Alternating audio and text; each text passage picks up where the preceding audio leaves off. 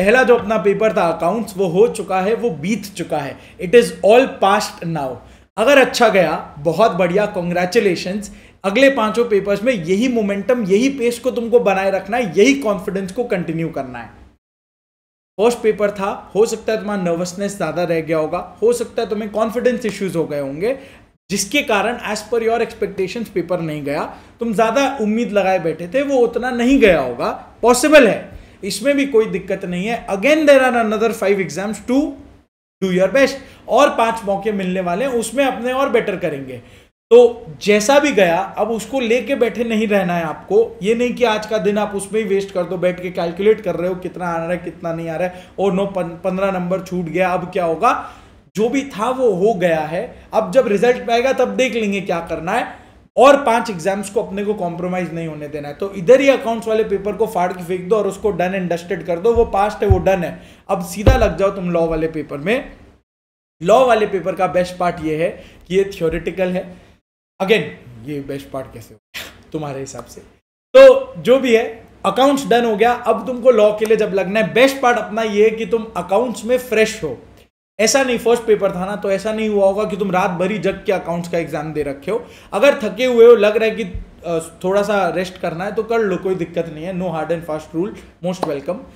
अगर तुमको लग रहा है कि you are fresh, you can sit for your next paper. Directly मैं बोलूंगा चालू कर दो, थोड़ा बहुत खा लो पी लो, 6 बजे लग जाओ तुम्हारे लॉ वाले पेपर में, एंड एक मोमेंटम आज ही बना लो। अगर तुम अभी मोमेंटम क्रिएट कर लोगे ना पढ़ने का, 12 बजे 1 बजे तक पढ़ लेना, एंड उसके बाद अपना नॉर्मल सोने चले जाना, प्रॉपर रेस्ट भी लेना, और फिर नेक्स्ट डे जब तुमको दिखेगा ना कि तुम ऑलरेडी 6 घंटे का पढ़ाई कर चुके हो, तो फिर तुम अपना आराम से तुम्हारा नेक्स्ट डे स्मूथली निकल जाएगा।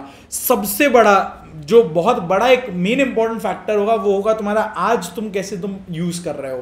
फर्स्ट डे हम नॉर्मली थोड़ा सा लेट बैक हो जाते हैं। क्यों लेट बैक हो जाता है? क्योंकि फर्स्ट पेपर दे के आए हुए होते हैं और अपना थर्ड पेपर बहुत टाइम बाद होता है, मतलब बहुत टाइम इन द सेंस परसों होता है, तो वो एक दिन का गैप थोड़ा ज्यादा लगने लग जाता है। इसीलिए वो आज का दिन कब तुम्हारा निकल जाएगा तुमको पता भी नहीं चलेगा। कल सुबह तुम उठ के देखोगे कि यार एक ही चैप्टर हुआ, ओ नो आधा ही चैप्टर हुआ, फोन वोन पे लगे जाओगे तुम।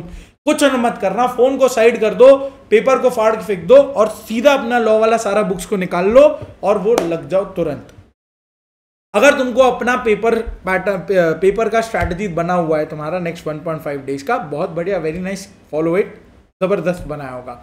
इनकेस नहीं है या तुमको कोई गाइडेंस चाहिए तो यहाँ पे देख लो, जो तुम्हारा टोटल चैप्टर्स है कुल मिला के 15 चैप्टर्स जो अपने सिलेबस में है, उसको मैंने यहाँ 2 पार्ट्स में बांट दिया, small chapters, long chapters. Small chapter normally तुम 1 से सवा 1 घंटा देना, कुछ में हो सकता है तुमको टाइम लगे, if your preparation is weak in a particular chapter, हो सकता है तुमको उसमें टाइम लग जाए, कोई दिक्कत नहीं है, टाइम दे देना, लेकिन 1.5 घंटे को क्रॉस मत करना कुछ भी हो जाए। और जो लॉन्ग चैप्टर्स है अपने, उसमें 2 से 2.5 घंटे लगेंगे। क्यों? क्योंकि वो थोड़े से बड़े चैप्टर्स हैं, पॉइंट ज्यादा होंगे, याद करने का कंटेंट ज्यादा होगा, तो ठीक है, फेयर इनफ है, उसमें टाइम देंगे। वो अगेन वो स्कोरिंग होगा, उतने मार्क्स का भी पूछा जाएगा। तो ये तुम्हारा यहाँ पे लिस्ट है।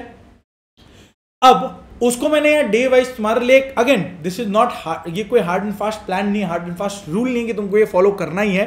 This is just a tentative plan जो तुम फॉलो कर सकते हो। If you have your own plan जो तुमने पहले भी करके रखा है और तुमको वो जम रहा है, गो हेड, वो बेटर प्लान होएगा, जरूर फॉलो करो। नहीं है कोई दिक्कत नहीं है, ये रहा तुम्हारे सामने। डे 1 पे तुम चालू कर लेना, एक बड़े चैप्टर थे, शेयर कैपिटल इंटरेस्टिंग है, तुम्हारा मन लग जाएगा, लॉ के फ्लो में तुम एंटर कर जाओगे। नॉर्मली शेयर कैपिटल अपने को आता है, वो समझ जाएगा। फिर प्रोस्पेक्टस और डिपॉजिट्स पे चले जाना। अगर फिर भी टाइम हो रहा है और तुम और पढ़ सकते हो तो एक आध छोटा मोटा चैप्टर को इंक्लूड कर लेना, कोई दिक्कत नहीं है उसमें। फिर सेकेंड डे जब तुम फ्रेश उठोगे ना, फेमा चालू कर लेना, फेमा चालू कर लेना। फिर एक छोटे चैप्टर डिविडेंड चार्जेस को चले जाना। फिर तुम मैनेजमेंट एडमिनिस्ट्रेशन बड़ा चैप्टर रैपअप कर देना। फिर कुछ हल्के फुल्के चैप्टर्स को ले लिया और वो डे को कंक्लूड कर लिया। ऑडिटर्स को थोड़ा सा बाद में रख देना, अगेन वो हल्का सा टेक्निकल हो जाता है। फिर नेक्स्ट डे तुम रेसिडुअल टॉपिक्स जो भी तुम्हारा डे 1 डे 2 का बच जाएगा, लेफ्ट ओवर हो जाएगा, छोटा मोटा टॉपिक्स डे 3 पे तुम रैपअप कर देना। इनकेस तुम्हारे डे 3 में वेल इन एडवांस चीजें हो जाती हैं, ये तो बस सुन के ही अच्छा लग रहा है, होता नहीं है ऐसा। डे 3 में अगर तुमको डे 2 तक मान लो तुम सारे चैप्टर्स तुम रैपअप कर चुके होते हो, डे 3 में तुमको टाइम अवेलेबल हो जाता है। सो डे 3 में मैं एमसीक्यू का एक किस तरह से अपने को अटेम्प्ट करना है उसका वीडियो बना के डाल दूंगा। डे 3 में तुम बस वो देख लेना कि किस तरीके से अपने को एमसीक्यू करना है, कैसे पेपर अटेम्प्ट करना है, वो सब थोड़ा बहुत स्ट्रैटेजीज तुम देख लेना, हल्का फुल्का क्वेश्चंस देख लेना, क्वेश्चन बैंक वगैरह सब नोट्स तुमको नीचे डिस्क्रिप्शन बॉक्स मिल जाएगा। जस्ट कुछ क्वेश्चंस देख लेना just to get a feeler कि हाँ किस टाइप के क्वेश्चंस अगर आएंगे तो अपने को कैसा अप्रोच रखना है, किस तरीके से अपने को सॉल्व करना है, वो देख लिया, मोर देन इनफ है। You are thorough with your preparation. सबसे इंपॉर्टेंट चीज जो तुमको 4 बातें याद रखना, ये थ्योरी पेपर के लिए तुम बैठ रहे हो, थ्योरी पेपर का सबसे बड़ा डिसएडवांटेज और ड्रॉबैक ही यही है कि वो थ्योरी है। तो इसीलिए अब इसमें प्रॉब्लम क्या होता है, सम जब होता है ना तो तुम फटाफट कैलकुलेट करके आगे बढ़ जाते हो, किसी को ज्यादा प्रॉब्लम होता नहीं है। थ्योरी पेपर में सबसे बड़ा प्रॉब्लम क्या है, तुमको एक चैप्टर ना लेके बैठे रह सकते हो, तो इसीलिए उसमें तुमको क्या करना है, you just have to focus on keywords. Keywords पे फोकस करना, लाउडली रीड करते हुए जाना, कोई एक सेक्शन में बहुत ज़्यादा टाइम तुमको स्पेंड नहीं करना है, फास्ट मूविंग रखना, कोई दिक्कत नहीं अगर तुम बीच में 2-4 पॉइंट भूल रहे हो। और सबसे इंपॉर्टेंट, डरना मत। डरना मत बोलने का मतलब, ये क्या बोल दिया आप, डरना मत मतलब ये कि जब तुम शेयर कैपिटल खत्म कर लोगे तो ऑब्वियसली तुमने सेक्शन 43 से 71 पढ़ा होगा, डिवेंचर्स तक पढ़ा होगा। फिर जब तुम कोई नेक्स्ट चैप्टर पे जाओगे तो तुमको रैंडमली ना, सपोज डिपॉजिट पढ़ रहा है, रैंडमली तुमको उसमें रेफरेंस आ जाएगा शेयर कैपिटल का। तो जब शेयर कैपिटल का रेफरेंस आ जाएगा तुम शेयर कैपिटल पे पहुंच जाओगे, दिमाग में तुम शेयर कैपिटल पे पहुंच गए, और जब तुम दिमाग में शेयर कैपिटल पे पहुंच गए तो अब तुमको लगेगा कि यार शेयर कैपिटल ही याद नहीं आ रहा, अभी तो पढ़ा था। ये सब बहुत नॉर्मल है, कोई डरने का बात नहीं है, इसमें जीरो दिक्कत है।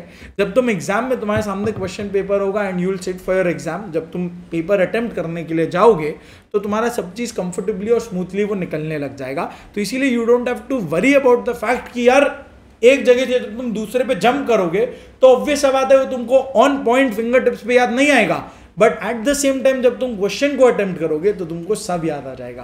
तो इसीलिए don't doubt yourself, don't test yourself, बस अपना प्रिपरेशन ये 1.5 दिन में अपना सिलेबस को अच्छे से रैप अप कर लो to the best possible efforts जो तुम कर सकते हो, और फिर तुम बैठ जाना अपने एग्जाम हॉल में, अच्छे से उसको एग्जाम को अपने को अटेम्प्ट करके आना है। एग्जाम पैटर्न क्या करना है, पेपर किस तरीके से अप्रोच करना है, वो मैं अलग से वीडियो बना के डाल दूंगा, तुम उसको रेफर कर लेना। फिलहाल मैं तुम्हारा ज्यादा टाइम वेस्ट नहीं करने वाला, नीचे तुमको डिस्क्रिप्शन बॉक्स में सारा रिसोर्स मिल जाएगा, जितने भी मैराथन्स मैं बना पाया वो तुमको नीचे डिस्क्रिप्शन बॉक्स में मिल जाएगा। अदर लॉज में को नेग्लेक्ट मत करना, फेमा से 10-12 नंबर आ जाता है, एलएलपी से भी कम 6 से 8 नंबर आ जाएगा, तो 20 नंबर तो तुम्हारा यहीं से हो गया मोटा मोटा। फॉरेन कंपनी से और जनरल क्लॉजेस से भी एक आध क्वेश्चन आ जाएंगे, तो लगभग से लगभग ये 25-30 नंबर जो अदर लॉज वाला पोर्शन है उसको नेग्लेक्ट तुमको नहीं करना है, वो छोटा है, वो संभल जाएगा, वो कवर हो जाएगा। और अपना 30 मार्क्स एमसीक्यूज है, तो 30 marks MCQs, 30 marks other laws वाला पोर्शन तुमको पहले ये कवर करके जाना है। इंटरप्रिटेशन को तुम थोड़ा बहुत नेग्लेक्ट कर सकते हो, वो उतना ज्यादा इंपॉर्टेंट नहीं रहता है। तो ये 60 मार्क्स तुमको बहुत अच्छी तरीके से तुमको कवर करके जाना है। फिर कंपनीज एक्ट तो देखो नेवर एंडिंग है, वो तो जितना हो जाए उतना बढ़िया, डन है। अब यही तुम्हारे नेवर एंडिंग सिलेबस को सपोर्ट करने के लिए जो सुपर इंपॉर्टेंट चीज है जो मुझे यहाँ पे फोकस करना है, ये रहा तुम्हारा डिटेल्ड इंपॉर्टेंट सेक्शंस का list. Important sections, important topic, सब कुछ, कंपनी लॉ, अदर लॉज, सबका मैंने यहाँ पे ये लिस्ट तुम्हारे लिए बना दिया है। अगेन ये लिस्ट थोड़ा सा कंजर्वेटिव रखा है, ज्यादा अग्रेसिव नहीं हुआ मैंने ये लिस्ट को लेके कि रैंडमली सेक्शंस को काट दूं, ये मैंने नहीं किया, जानबूझ के नहीं किया, क्योंकि तुम्हारे न्यू सिलेबस का फर्स्ट टर्म है, पता नहीं आईसीआई कब कौन सा गेम कर दे। तो इसीलिए we have to be prepared, we have to be prepared for everything which ICI can do, and ICI can do anything and everything. तो अपने बस उसी हिसाब से प्रिपेयर करेंगे। उसके बावजूद मैंने यहाँ बहुत फिल्टर्ड एक लिस्ट बनाया है, इवन अदर लॉज का यहाँ पे लिस्ट बना दिया, एलएलपी का, फेमा का, जनरल क्लॉजेस का, फॉरेन कंपनी, सब कुछ का यहाँ पे एक लिस्ट बना दिया। जब तुम पढ़ रहे हो ना तो ये लिस्ट को सामने रख लेना, पढ़ते समय बस ये इंश्योर कर लेना कि इस लिस्ट में दिए गए सेक्शंस और टॉपिक्स तुम्हारे कवर हो रहे हैं, वो छूटने नहीं चाहिए। अगर ये सब कवर हो रहा है ना तो मोटा मोटा डन है, you are okay. 100% coverage last 1.5 days में पॉसिबल नहीं हो पाता है, तो इसीलिए उसको टारगेट भी मत करना। तो ऑल इन ऑल तुम अगर इतना कर लोगे वो मोर देन इनफ हो जाएगा। बात बाकी किस तरीके से अटेम्प्ट करना है, क्या करना है, वो मैं अलग से कवर कर लूंगा। फिलहाल तुम अपने प्रिपरेशन पे लग जाओ, नीचे तुमको सारा उसका डिस्क्रिप्शन बॉक्स में अदर लॉज, कंपनी लॉ का जितना चैप्टर्स हो पाया सबका मैराथन नीचे दिख जाएगा। नेक्स्ट, अगर तुमको कहीं पे भी कोई डाउट लग रहा है, कोई भी टॉपिक है जो तुमको समझ में नहीं आ रहा है, लास्ट में अगर तुमको चाहिए कि शॉर्ट में मैं समझा दूं, तो जरूर मैसेज करना। I am very much available for you till Sunday, पूरा अवेलेबल हूँ मैं। जब तुमको मैसेज करना है, रात को 2 बजे मैसेज करना है, कर देना। I am very much available for you till Sunday 2 PM। तुमको कोई टेंशन नहीं लेना है। जो डाउट लगे, जहां प्रॉब्लम लगे, तुम मैसेज कर देना, टेलीग्राम व्हाट्सएप जैसे करना है कर देना। I will reply as soon as possible. सब चीज के सब जन का जैसे जैसे रिप्लाई करते हुए चलेंगे, तुम्हारा भी तुरंत रिप्लाई हो जाएगा। बस इस तरह से इसको पढ़ते हुए चलना और घबराना। The only problem with the theory paper is कि तुम नर्वसनेस में क्रैक हो जाओगे, तुम ज्यादा प्रेशर ले लोगे। बस वो अवॉइड करना और पढ़ते हुए चलना, लाउडली पढ़ते हुए चलना। फटाफट से अपने पेजेस को फास्ट मूविंग रखना।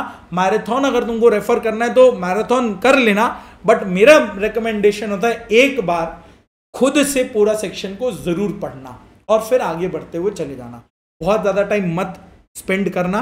टाइम टारगेट्स को ध्यान रखना। Best way to ensure time targets is कि अगर कोई छोटा चैप्टर तुमने लिया, लेट से प्रीलिमिनरी लिया, तो प्रीलिमिनरी लिया, ये सारे सेक्शंस को पहले रेफर कर लो। ये सारे सेक्शंस को कवर करने में लेट से तुम 1 घंटा तुम्हारा रैप अप हो गया, 1 घंटा जा चुका है, तो अब ठीक है, ओके, वहीं पे छोड़ दो उसको, फिर आगे चले जाओ। तो इससे क्या होगा, तुम सारा चैप्टर्स का पहले इंपॉर्टेंट पार्ट्स को रेफर करते हुए चले जाओगे। वही on the other hand, let say prospectus 1 घंटा, तुम्हारा 40 मिनट्स में ही सारा सेक्शन हो गया, 20 मिनट बचा है तो बाकी के सेक्शंस को भी देख लेना। तो इसीलिए टाइम टारगेट्स और इंपॉर्टेंट क्वेश्चंस, ये दोनों चीज का एक बैलेंस तुमको बना के चलना पड़ेगा।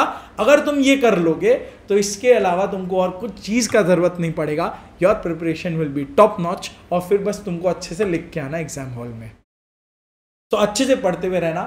कहीं भी कोई डाउट या क्वेरी तुमको लगे, कुछ भी तुमको अगर प्रॉब्लम लग रहा है, तुम मैसेज कर देना। I will be there to help you and I will reply as soon as possible. All the best. बहुत अच्छी तरीके से पढ़ो।